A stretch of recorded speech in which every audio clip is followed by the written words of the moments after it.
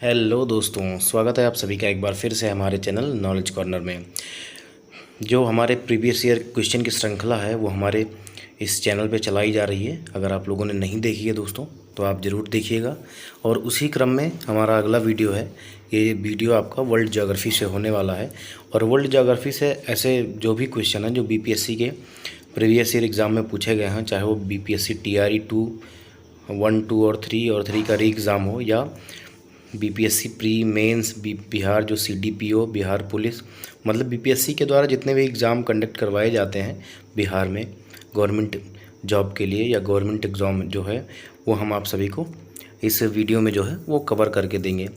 अब देखिए, हमारे जो क्वेश्चन होंगे वो प्रीवियस ईयर क्वेश्चन होंगे, और प्रीवियस ईयर क्वेश्चन जो है वो आपके आने वाले एग्ज़ाम में भी पूछे जा सकते हैं।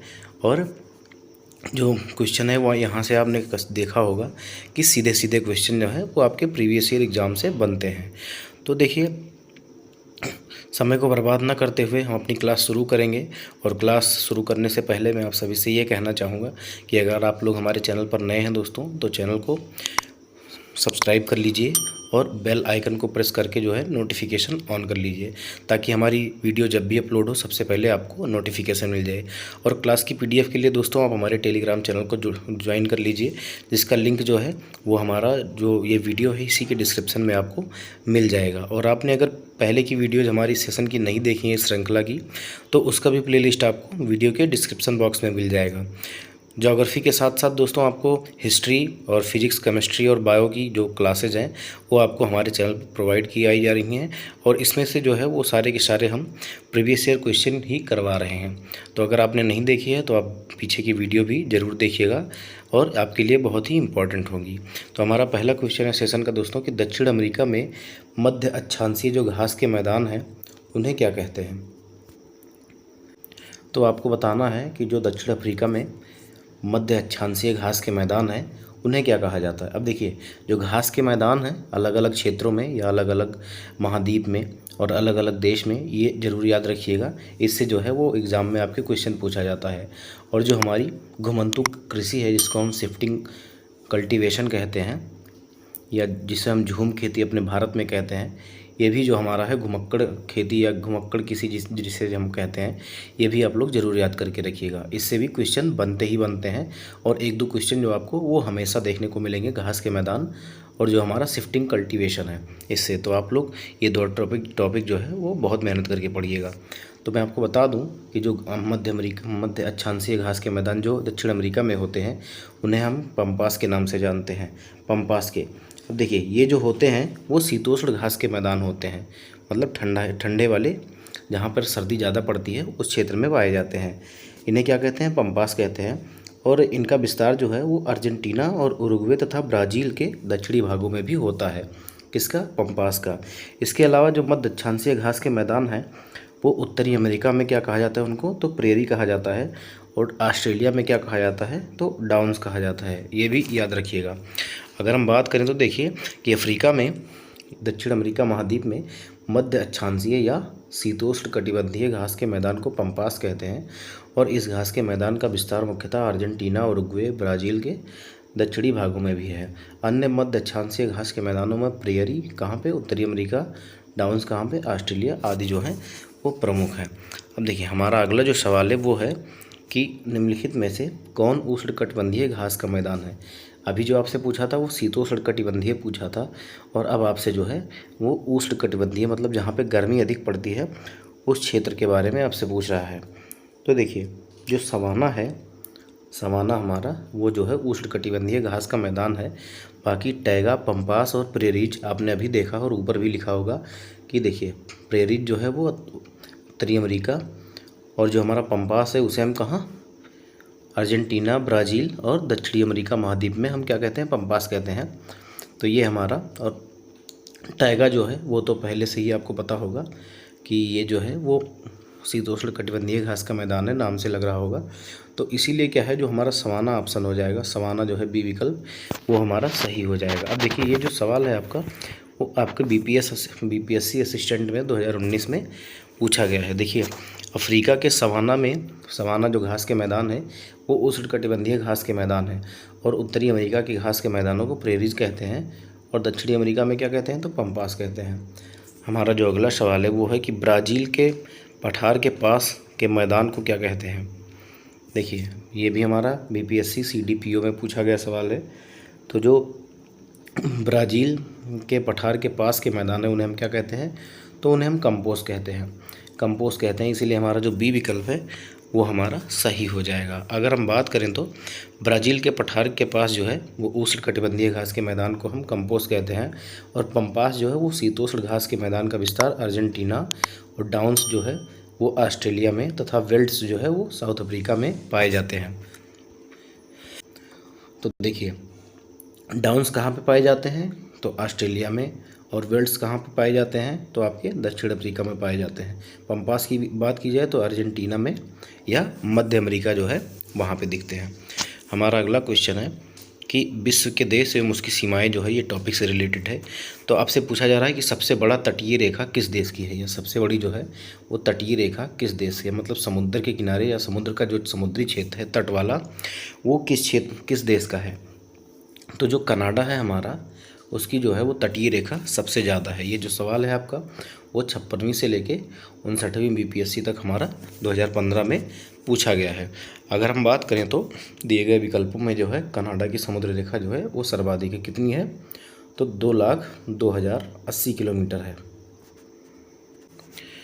हम अपने अगले क्वेश्चन की तरफ चलते हैं और देखते हैं हमारा अगला क्वेश्चन जो है वो है कि इजराइल की जो है वो उभयनिष्ठ सीमा किसके साथ है, मतलब इजराइल जो है वो किसके साथ अपनी बॉर्डर शेयर करता है। तो देखिए इजराइल जो है लेबनान, सीरिया, जॉर्डन और मिस्र के साथ जो है वो अपनी बॉर्डर शेयर करता है। इसीलिए जो हमारा ए विकल्प है वो हमारा सही हो जाएगा।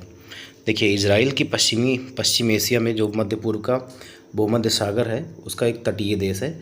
इसकी पश्चिमी भूमि जो है वो भूमध्य सागर से, और उत्तरी जो है लेबनान से, और उत्तर पूर्वी सीमा सीरिया से, और पूर्वी सीमा जो है वो जॉर्डन से, तथा दक्षिण पश्चिम का जो सीमा है वो इजिप्ट या जिसे हम मिस्र कहते हैं उससे लगी हुई है। इसीलिए जो है वो ये हमारा विकल्प जो है वो सही है।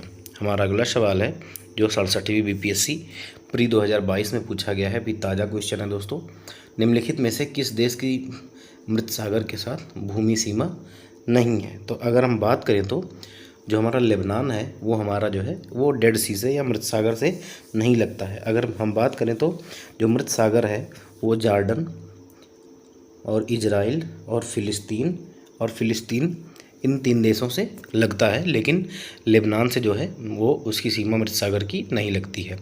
अगर हम बात करें तो जो लेबनान की मृत सागर के साथ भूमि है वो सीमा नहीं बनाती है।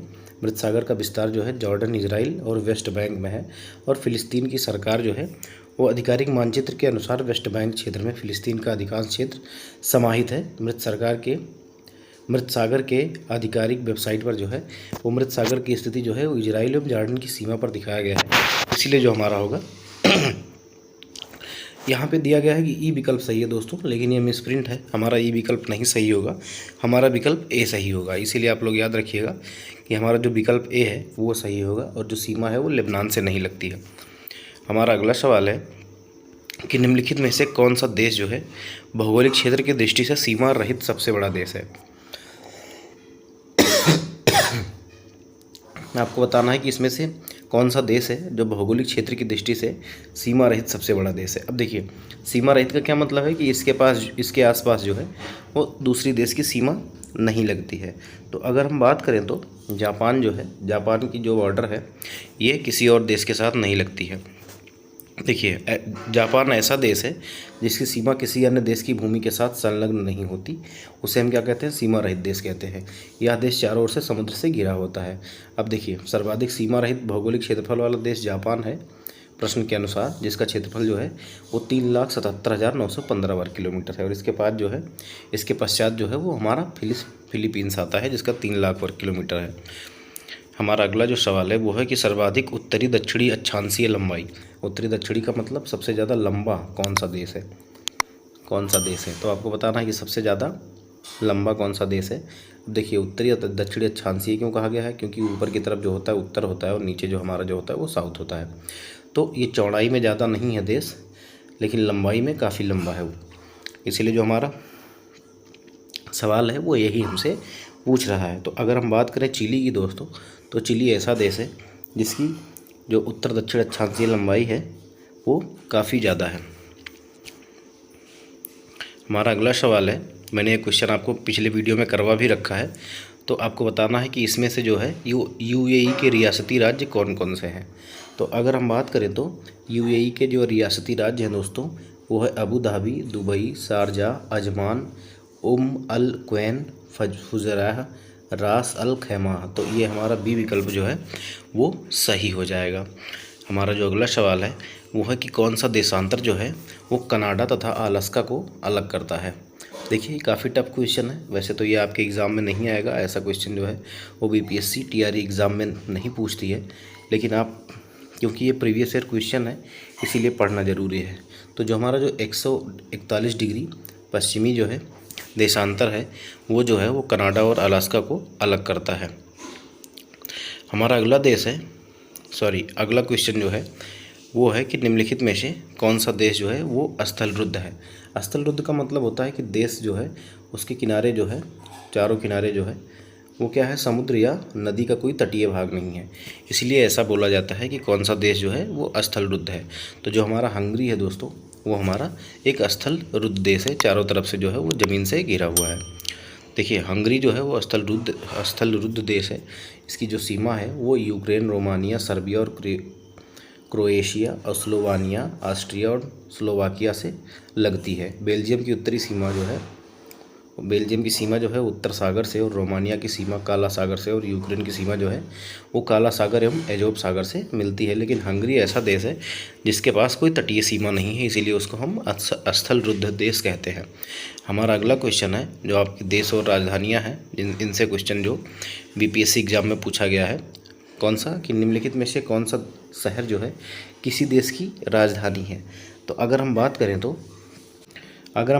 तो दोस्तों जो हमारा कैनबरा है वो किसकी राजधानी है, तो कैनबरा जो है वो हमारी ऑस्ट्रेलिया की राजधानी है। और हमारा जो वेलिंगटन है, वेलिंगटन जो है वो न्यूजीलैंड की राजधानी है। और जो रियाद है वो हमारी सऊदी अरब की है। इसीलिए जो सिडनी है हमारा, वो हमारा यहाँ पे सही विकल्प हो जाएगा। सिडनी क्या है, तो ये क्या है, ये किसी देश की राजधानी नहीं है, बल्कि ये क्या है, ऑस्ट्रेलिया का एक बंदरगाह वाला शहर है, इसीलिए जो हमारा बी विकल्प है वो सही हो जाएगा।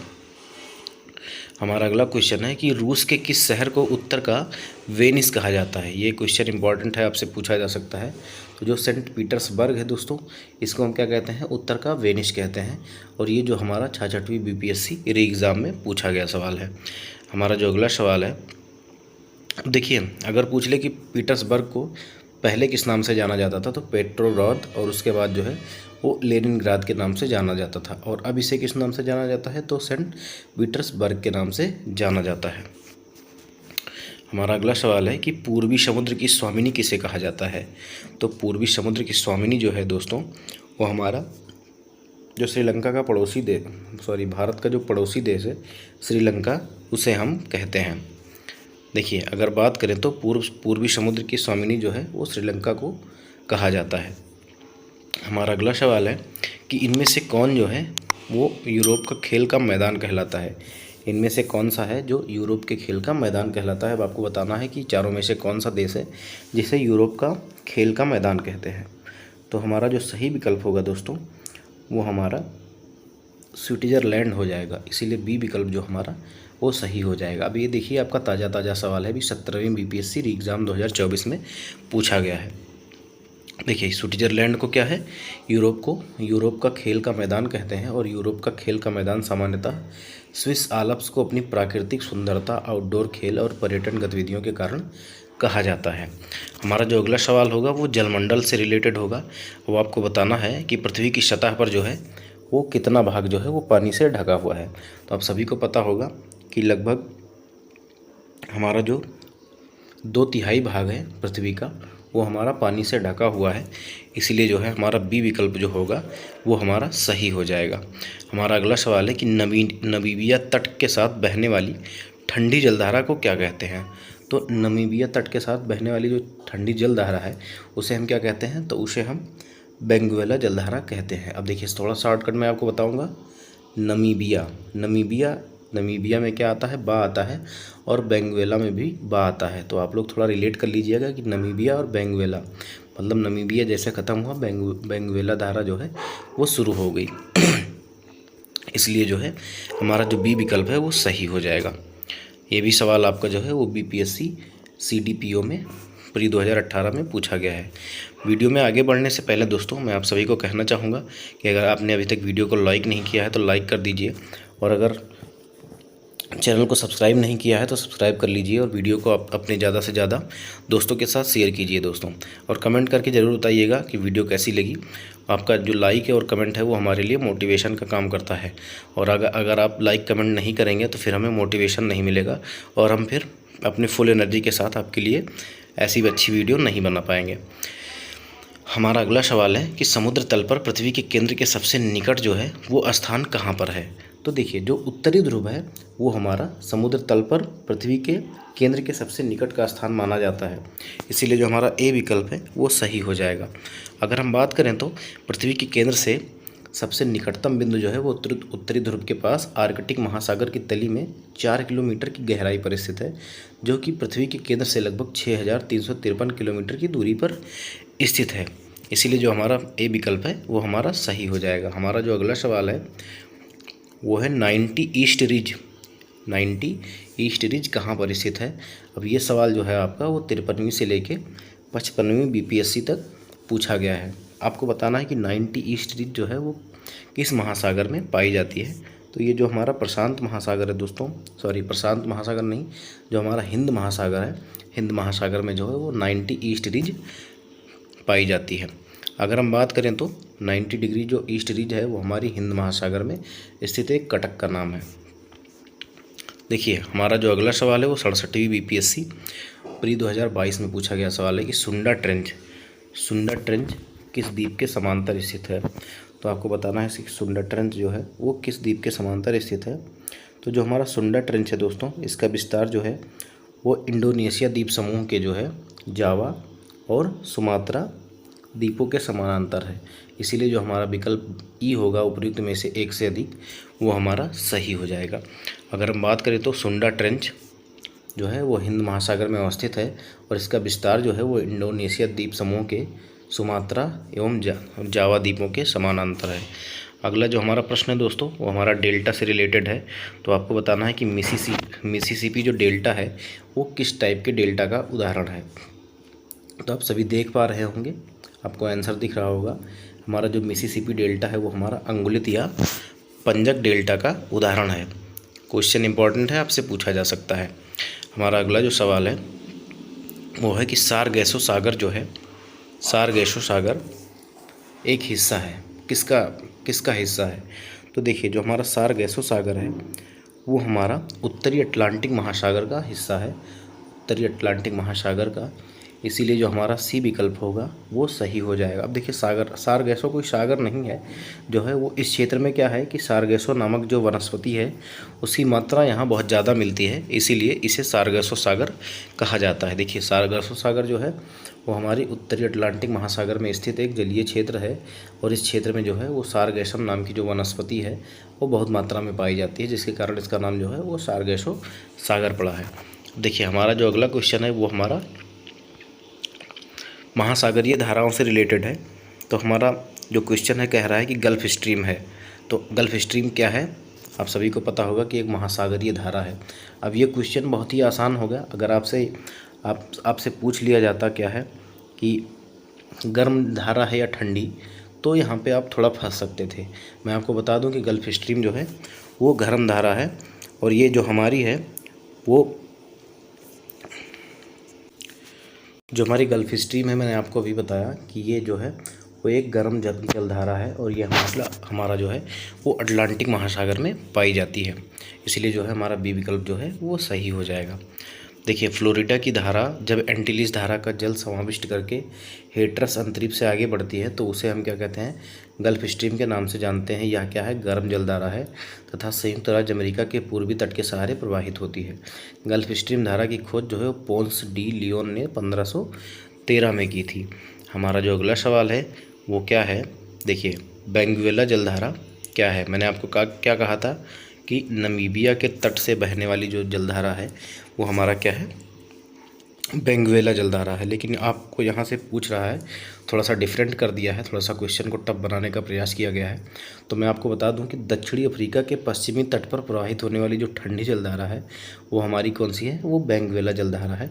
इसीलिए जो हमारा डी विकल्प है वो हमारा सही हो जाएगा। अब ये जो क्वेश्चन आपका BPSC CDPO 2005 में पूछा गया है दोस्तों। हमारा अगला जो सवाल है वो है कि एल नीनो जलधारा जो है वो कहाँ प्रवाहित होती है। एल नीनो या जिसको हम ला नीनो भी बोल सकते हैं, ये हमारी दोनों धाराएं जो है दोस्तों वो हमारा प्रशांत महासागर में पाई जाती हैं। और भारत में मानसून उत्पत्ति का सबसे बड़ा कारण एल नीनो और ला नीनो जो धाराएं हैं वो बनती हैं। देखिए एल नीनो जो है वो हमारा पूर्वी प्रशांत महासागर की एक धारा है और ला नीनो जो है वो विषुवत रेखीय पूर्वी प्रशांत महासागर में कम ताप को दर्शाता है, जो एल नीनो के विपरीत होता है। अब देखिए अगर एल नीनो जो है वो प्रभाव में रहेगा तो क्या होगा, सूखे जैसी स्थिति का जन्म होता है। अतः एल नीनो और दक्षिणी दोलन जो है वो भारतीय उपमहाद्वीप में विरल और क्षीण मानसून वर्षा से संबंध है। ला नीनो अगर तगड़ा होगा तो बारिश ज़्यादा होगी और एल नीनो अगर ज़्यादा प्रभावी होगा तो हमारा सूखा पड़ जाएगा। हमारा अगला सवाल है कि निम्नलिखित धाराओं में से कौन सी जो है एक गर्म जलधारा नहीं है। तो जो हमारा अलास्का की जलधारा है ये भी हमारा गर्म जलधारा है। मोजाम्बिक जो है ये भी हमारी गर्म जलधारा है।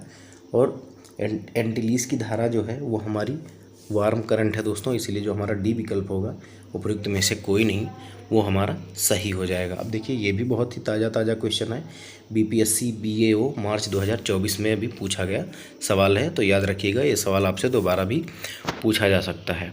हमारा देखिए अगर हम बात करें तो जो प्रमुख जलधाराएँ हैं वो कैसी हैं। देखिए गर्म जलधाराएँ कौन कौन सी हैं, तो Alaska, Mozambique, Antilles, Florida, Gulf Stream और सुसीम में। और जो हमारी ठंडी जलधाराएँ हैं वो कौन कौन सी हैं, तो वेंगुएला, फॉकलैंड, हम्बोल्ट, लेब्राडोर और दक्षिण अटलांटिक और पश्चिमी ऑस्ट्रेलियाई धारा जो है वो जो है वो ठंडी जलधारा है। अब इसको नोट कर लेना आप लोग, ये आपके काम में आएगी। और क्वेश्चन में इनसे जो है एग्ज़ाम में क्वेश्चन जो है इनसे बहुत बार पूछा जाता है। हमारा जो अगला सवाल है वो है कि सागरीय लवणता का मुख्य स्रोत क्या है। तो जो सागरीय लवणता प्राप्त होती है हमको वो भूमि से होती है, क्योंकि नमक की मात्रा जो है वो भूमि में ज़्यादा होती है और भूमि से ही पानी में लवणता घुल जाती है। इसीलिए जो हमारा बी विकल्प है वो हमारा सही हो जाएगा। देखिए सागरीय लवणता का जो मुख्य स्रोत है वह भूमि है। और जबकि अगर नदियों का पूछा जाए तो नदियाँ जो हैं वो लवणता को जो है वो सागर तक पहुंचाती हैं। हमारा अगला सवाल है कि अरब सागर का जो पानी है उसमें औसतम खारापन जो है वो कितना होता है। तो उसमें जो है वो आपका 35 PPT जो है वो खारापन होता है। अगर हम बात करें तो जो हिंद महासागर में 0 से 10 डिग्री अक्षांशों के मध्य 35.14% लवणता पाई जाती है, परंतु बंगाल की खाड़ी में घटकर कितनी हो जाती है, तो 30% हो जाती है। अरब सागर में कितनी, तो 36%। और इसमें विकल्प में जो है वो 36% नहीं दिया गया है, तो नियर बाई जो हमारा 35% है वो हमारा सही हो जाएगा। हमारा जो अगला सवाल है वो है कि निम्नलिखित सागरों में से किसमें जो है वो औसत लवणता जो है सबसे ज़्यादा है। बहुत ही इजी सा क्वेश्चन दोस्तों, आप सभी को पता है कि मृत सागर में जो है वो कोई भी चीज़ जो है वो डूबती नहीं है, चाहे वो आदमी हो चाहे जहाज हो। क्यों नहीं डूबती है, क्योंकि वो जो है उसमें जो है लवणता ज़्यादा है, इसीलिए जो है कोई भी चीज़ जो है वो उसके तट पर ही तैरती रहती है, जल के ऊपर ही। हमारा अगला सवाल है कि महासागर में ऊंची जल तरंग कैसे होती है। अब ये जो है चंद्रमा की गुरुत्वाकर्षण शक्तियों से जो है वो ऊंची जलधाराएं उठती हैं, जिन्हें हम क्या कहते हैं, ज्वार और भाटा कहते हैं। इसीलिए जो हमारा बी विकल्प है वो हमारा सही हो जाएगा। अगर हम बात करें तो जो है चंद्रमा जो है वो अन्य तारों की अपेक्षा जो है वो पृथ्वी के ज़्यादा नज़दीक है, अतः वह पृथ्वी के गुरुत्वाकर्षण बल को ज़्यादा प्रभावित करता है। और इसी कारण जो है वो महासागर में जो है लगातार ऊंची जल तरंगें उत्पन्न होती हैं। और चंद्रमा की जो ज्वारोत्बोधक शक्ति सूर्य की तुलना में जो है वो 2.7 गुना अधिक है। यद्यपि समुद्र के नीचे तीव्र भूकंप आने पर भी जो है वो सुनामी तरंगें आती हैं, लेकिन जो मुख्यतः जो है तरंगों के आने का कारण जो है वो चंद्रमा की गुरुत्वाकर्षण शक्तियाँ हैं। हमारा जो अगला सवाल है वो है कि विश्व की नदियों, जो ये टॉपिक है इससे संबंधित है। तो आपसे पूछा जा रहा है कि दक्षिण अमेरिका की जो है वो सबसे बड़ी नदी कौन सी है। तो मैं आपको बता दूं कि दक्षिण अफ्रीका की जो सबसे बड़ी नदी है दोस्तों, उसे हम अमेजन नदी कहते हैं। इसीलिए जो हमारा बी विकल्प है वो हमारा सही हो जाएगा। देखिए ये भी सवाल जो है वो आपका 48वीं से लेके 52वीं बीपीएससी तक लगातार आपसे पूछा गया है। और अमेजन नदी जो है वो दक्षिण अमेरिका की सबसे लंबी नदी तथा अफवाह क्षेत्र की दृष्टि से जो है संसार की सबसे बड़ी नदी है। हमारा अगला सवाल है कि बारहमासी नदियाँ जो हैं उनमें जल कहाँ से आता है। तो जो बारहमासी नदियाँ होता हैं वो अधिकतर कहाँ से निकलती हैं, तो अधिकतर ग्लेशियर से निकलती हैं। और ग्लेशियर पे क्या होती है, आप सभी को पता होगा कि ग्लेशियर पे बर्फ़ होती है, इसीलिए जो उनको जल मिलता है वो बर्फ़ के पिघलने से मिलता है। तो हमारा जो बी विकल्प है वो हमारा सही हो जाएगा। हमारा अगला सवाल है कि बारहमासी नदियाँ, देखिए अगर हम इसके एक्सप्लेनेशन की बात करें तो बारहमासी जो नदियाँ हैं वो वर्षा और साथ ही साथ ऊंचे पहाड़ों से पिघलने वाली बर्फ़ से जो है वो पानी प्राप्त करती हैं, जिसके कारण इनमें जो है वो वर्ष भर जो है वो जल लगातार बना रहता है। अगला क्वेश्चन है कि इनमें से जो है कौन सी नदी नहीं है। आपको बताना है कि इनमें से चारों विकल्प में से नदी कौन सी नहीं है। ये भी आपका सवाल जो है वो बीपीएससी सीडीपीओ में पूछा गया सवाल है। तो आपको बताना है कि इनमें से जो है वो कौन सी आपकी नदियाँ हैं। ठीक है, तो विक्टोरिया और चाड जो है ये आपको पता होगा कि ये झील है, तो ये हमारा नहीं हो सकता। और स्वेज एवं पनामा जो है वो हमारी नहरें हैं, तो ये भी हमारा नहीं हो सकता उत्तर। और इरी और ह्यूरॉन जो है ये भी हमारा जो है वो झील है। जो मरे और डार्लिंग है दोस्तों, ये हमारा जो है वो नदियां हैं, इसीलिए जो हमारा बी विकल्प है वो हमारा सही हो जाएगा। अगर हम बात करें तो मरे और डार्लिंग जो है वो ऑस्ट्रेलिया महाद्वीप की सबसे प्रमुख नदियां हैं, जबकि इसकी घाटी जो है ऑस्ट्रेलिया का सबसे प्रमुख कृषि क्षेत्र है। और जबकि ह्यूरॉन, इरी संयुक्त राज्य अमेरिका एवं कनाडा की वृहद झीलें हैं। और इसी तरह जो है वो विक्टोरिया और चाड भी अफ्रीका की जो है वो प्रमुख झीलें हैं। और मैंने आपको बताया कि स्वेज और पनामा क्या है, तो वो नहरें हैं। देखिए हमारा अगला सवाल है कि एक नदी विशिष्ट क्षेत्र से अपना जल बहाकर लाती है, उस क्षेत्र को क्या कहते हैं। तो उस क्षेत्र को हम क्या कहते हैं, तो उसे हम जल ग्रहण क्षेत्र कहते हैं। ठीक है, अब मान ली एक नदी यहाँ से आ रही है और कई छोटी छोटी नदियाँ जो है उससे आके मिल रही हैं, तो ये हमारा क्या हो गया, उसे हम जल ग्रहण क्षेत्र ही कहते हैं, क्योंकि वहाँ से जो है नदी जो है वो पानी को ग्रहण कर रही है। ये जो है आपका बीपीएससी ऑडिटर 2019 में पूछा गया सवाल है। अगर हम बात करें, नदी जो है जिस विशिष्ट क्षेत्र से अपना जल बहाकर लाती है उसे हम जल ग्रहण क्षेत्र कहते हैं। नदी और उसकी सहायक नदियों द्वारा बहाया जाने वाला क्षेत्र जल निकासी क्षेत्र कहलाता है। ठीक है, हमारा अगला सवाल है कि नदियों के किनारे स्थित नगर। अब आपको बताना है कि इनमें से जो सीन नदी है, सीन नदी के किनारे इनमें से जो आपको शहर दिए गए हैं कौन सा जो है वो सीन नदी के किनारे स्थित है। तो देखिए बहुत ही इंपॉर्टेंट, जो पेरिस है वो हमारा सीन नदी के किनारे स्थित है, इसीलिए जो हमारा ए विकल्प है वो सही हो जाएगा। बात करें तो पेरिस जो है वो सीन नदी के किनारे है। और बेलग्रेड, डेन्यूब एवं सावा नदियों के किनारे जो है वो लिस्बन जो है वो टैगस नदी के मुहाने पर। और बुदापेस्ट जो है वो डेन्यूब नदी के किनारे स्थित है। देखिए एक बार फिर से सुन लीजिए, पेरिस जो है वो सीन नदी के किनारे, बेलग्रेड जो है वो डेन्यूब नदी के किनारे, डेन्यूब और सावा नदी के, और लिस्बन जो है वो टैगस नदी के, और बुदापेस्ट जो है वो डेन्यूब नदी के किनारे पर स्थित है। हमारा अगला सवाल है कि सीन नदी किस नगर से होकर बहती है। तो आप सभी ने देखा अभी पहले क्वेश्चन में कि सीन नदी जो है वो पेरिस से होकर गुजरती है, इसीलिए जो हमारा बी विकल्प होगा वो हमारा सही हो जाएगा। देखिए आपको इसमें से जो जोड़ी मिलानी है और आपको बताना है कि शहर जो है वो कौन से नदी के किनारे स्थित है। तो देखिए सबसे पहले तो आपको जो मैंने बताया वो मिला लीजिए।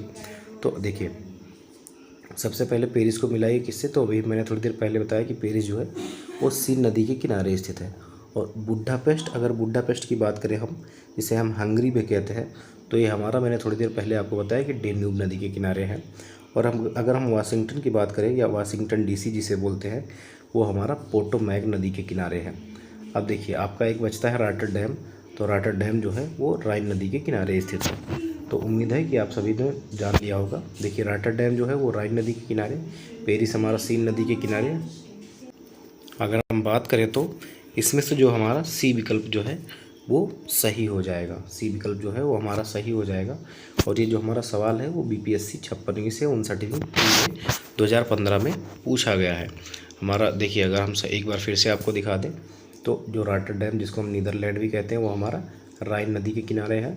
पेरिस जो है फ्रांस का, वो हमारा सीन नदी के किनारे है। राटर डैम कहाँ पड़ता है? तो नीदरलैंड में। और जो बुदापेस्ट है हमारा हंगरी में, वो क्या है? डेन्यूब नदी के किनारे स्थित है। वाशिंगटन डीसी जो है वो हमारा पोटोमैक नदी के किनारे स्थित है। हमारा अगला सवाल है कि विश्व का बृहत्तम डेल्टा निर्मित होता है। तो देखिए आप सभी को पता होगा कि विश्व का जो सबसे बड़ा डेल्टा है वो हमारी जो भारत की नदियां हैं, जैसे गंगा, ब्रह्मपुत्र और मेघना जो है, ये तीनों मिलकर आपका बंगाल की खाड़ी में जो है, उससे थोड़ा पहले जो है, गिरने से पहले बंगाल की खाड़ी में वहाँ पर एक डेल्टा का निर्माण करती हैं, जिसे हम सुंदरवन डेल्टा भी कहते हैं। अब इसे सुंदरवन डेल्टा क्यों कहते हैं? क्योंकि यहाँ पे जो है वो सुंदरी नाम के वृक्ष जो है वो बहुत मात्रा में पाए जाते हैं, इसीलिए हमारा ए विकल्प जो है गंगा ब्रह्मपुत्र डेल्टा, ये हमारा सही हो जाएगा। अगर हम अगले क्वेश्चन की बात करें तो हमारा पूछ रहा है कि ग्रैंड कैनियन जो है वो क्या है? तो ग्रैंड कैनियन आपका एक खड्ड है, एक गार्ज है। गार्ज क्या होता है? मान लो पर्वत है और नदी जब निकलती है तो पर्वत को काट देती है, तो ये काफ़ी बड़ा जो है वो एक जार्ज बन जाता है, गार्ज। इसे ही हम क्या कहते हैं? गार्ज कहते हैं या खड्ड कहते हैं। हमारा अगला जो सवाल है वो आपसे पूछा जा रहा है कि स्टेलेक्टाइट और स्टेलेगमाइट क्या है। अब ये देखिए आपसे बीपीएससी टीचर 9वीं और 10वीं के एग्ज़ाम में पूछा गया सवाल है। तो जो हमारी स्टेलेक्टाइट और स्टेलेगमाइट होती है दोस्तों, वो हमारी जो भूमिगत जल है उसके द्वारा निर्मित जो है वो आकृतियाँ होती हैं, जिसे हम स्टेलेक्टाइट और स्टेलेगमाइट कहते हैं। याद रखिएगा, ये हमारा जो एनसीईआरटी में दिया हुआ है वहाँ से एक क्वेश्चन पूछा गया था। तो आप लोग एनसीईआरटी को ज़रूर पढ़िएगा, आपकी चाहे वो जिस सब्जेक्ट की आप एग्ज़ाम देने जा रहे हैं उसकी जो है एनसीईआरटी और एससीईआरटी जो है वो बहुत इंपॉर्टेंट होती है। अगर हम बात करें तो स्टेलेक्टाइट और स्टेलेगमाइट जो है वो गुफा संरचना में भूमिगत जल द्वारा निर्मित होते हैं। ये बर्फ़ के आकार के जमाव होते हैं जो तब निर्मित होते हैं जब चूना पत्थर के ऊपर पानी घुल जाता है। हमारा अगला सवाल है वो है कि ताउपो झील किस देश में स्थित है? तो हमारा जो ताउपो झील है ये हमारा न्यूजीलैंड में स्थित है, इसीलिए जो हमारा बी विकल्प हो जाएगा वो हमारा सही हो जाएगा। अब ये जो है आपका ताज़ा सवाल है, बीपीएससी बीएओ मार्च 2024 में पूछा गया सवाल है, तो आपको थोड़ा ढंग से पढ़ने की ज़रूरत है। जो क्वेश्चन अभी हाल ही में पूछे गए हैं उनको आप ज़रूर ध्यान से देखिएगा, क्योंकि इनसे जो है वो क्वेश्चन पूछा जा सकता है। अब क्या करेगा कि न्यूजीलैंड में पूछेगा कि इनमें से जो है न्यूजीलैंड में कौन सी झील स्थित है, और शायद आपको ताउपो झील उसमें से ऑप्शन में दे दे, और 3 जो अलग झीलें हैं वो किसी और देश की दे दे। हमारा अगला जो सवाल है, अब देखिए सबसे बड़ा रीज़न क्या है पूछने का? ये जो है एक क्रेटर झील है, एक बड़ी क्रेटर झील है। तो याद रखिएगा ये भी। क्रेटर झील क्या होती है? जब ज्वालामुखी बनते हैं और जो उद्गार शांत हो जाता है तो उनके मुंह में जो है वो बारिश से जो उनका मुहाना होता है उसमें क्या होता है कि पानी जम जाता है, और पानी जो है जम नहीं जाता है, मतलब जमा हो जाता है जब बारिश होती है, तो उसे ही हम क्या कहते हैं? क्रेटर झील कहते हैं। हमारा अगला सवाल है कि विश्व का दूसरे सबसे बड़ा द्वीप जो है वो कौन सा है? तो विश्व का जो सबसे दूसरा हमारा बड़ा द्वीप है वो हमारा न्यू गिनी है, इसीलिए जो हमारा सी विकल्प है वो सही हो जाएगा। अगर आपसे पूछा जाए कि विश्व का सबसे बड़ा द्वीप कौन सा है तो हमारा ग्रीनलैंड है। कौन सा? ग्रीनलैंड। ये भी याद रखिएगा, ये भी हमारा बीपीएससी बीएओ मार्च 2024 में पूछा गया है। आपसे पूछ रहा है कि विश्व के देखिए विश्व के 3 सबसे बड़े द्वीप कौन से हैं? तो पहला ग्रीनलैंड, दूसरा न्यू गिनी, और उसके बाद हमारा बोर्नियो आता है। बोर्नियो में कौन कौन से देश आते हैं? तो इंडोनेशिया, मलेशिया और ब्रुनई। हमारा अगला सवाल है कि ग्रीन मार्क निम्न में से किस देश का भाग है? ग्रीनलैंड जो हमारा है वो निम्न में से किस देशों में से ग्रीनलैंड जो है वो निम्न देशों में से किस देश का भाग है? तो आप सभी को मैंने थोड़ी देर पहले बताया कि जो डेनमार्क है, डेनमार्क उसी का भाग है आपका ग्रीनलैंड। हमारा अगला सवाल है कि विश्व में निम्न में से कौन सा द्वीप क्षेत्रफल में सबसे बड़ा है? तो क्षेत्रफल में अगर हम बात करें तो सबसे बड़ा द्वीप जो है वो हमारा बोर्नियो है, इसीलिए हमारा जो है ए विकल्प जो है वो सही हो जाएगा। अगर हम बात करें तो दिए गए विकल्प में जो है बोर्नियो का क्षेत्रफल जो है वो सबसे अधिक है। कितना? तो 7,51,929 किलोमीटर। उसके बाद मेडागास्कर आता है, फिर सुमात्रा और फिर ग्रेट ब्रिटेन आता है। हमारा अगला सवाल है, आपसे पूछा जा रहा है कि फिजी जो है, फिजी द्वीप कहाँ पे अवस्थित है? तो फिजी जो हमारा है, फिजी हमारा प्रशांत महासागर में स्थित है, इसीलिए जो हमारा बी विकल्प है वो सही हो जाएगा। हमारा अगला सवाल है कि भौगोलिक दृष्टि से जापान का सबसे बड़ा द्वीप कौन सा है? तो भौगोलिक दृष्टि से अगर हम बात करें तो जापान का सबसे बड़ा द्वीप जो है वो होन्शु द्वीप है, इसीलिए जो हमारा सही विकल्प होगा हमारा विकल्प बी जो है वो सही हो जाएगा। अगर हम बात करें तो जापान मुख्य रूप से 4 द्वीपों में विभाजित है। कौन कौन से? होक्काइडो, होन्शु, शिकोकू और क्यूशू। ऊपरी चारों द्वीपों में जो है वो होन्शु सबसे बड़ा है और जापान की राजधानी टोक्यो जो है वो इसी द्वीप पर स्थित है। अगली बार आपसे पूछ सकता है कि जापान की राजधानी टोक्यो जो है वो किस द्वीप पर स्थित है? तो जो है होन्शु द्वीप पर स्थित है। हमारा अगला क्वेश्चन है कि निम्नलिखित में से किस देश में सर्वाधिक द्वीप हैं? तो देखिए जो द्वीप हैं सबसे ज़्यादा इंडोनेशिया में है, इंडोनेशिया में, इसीलिए हमारा विकल्प जो है वो बी सही हो जाएगा। देखिए अगर हम बात करें तो प्रश्न में दिए गए देशों में द्वीपों की संख्या जो है वो कितनी है? इंडोनेशिया में 17,508, फिलीपींस में 7,641, मालदीव में 1,192 और क्यूबा में 4,195। इंडोनेशिया की हाइड्रो ओसेनोग्राफी विभाग के अनुसार जो है वो इंडोनेशिया में 17,508 द्वीप है। ठीक है। हमारा अगला जो सवाल है दोस्तों, अगला जो हमारा आखिरी सवाल था वो यही था और इस सेशन में हम इतने ही सवाल सॉल्व करेंगे। उम्मीद है कि वीडियो आपको पसंद आया होगा और आपने लाइक कर दिया होगा और चैनल को सब्सक्राइब कर दिया होगा। तो मिलते हैं इसी तरह अगले वीडियो में हमारे बहुत ही इंपॉर्टेंट प्रीवियस ईयर क्वेश्चन के साथ। तब तक के लिए आप अपनी तैयारी मेहनत से करते रहिए। मिलते हैं अगले वीडियो में, तब तक के लिए धन्यवाद।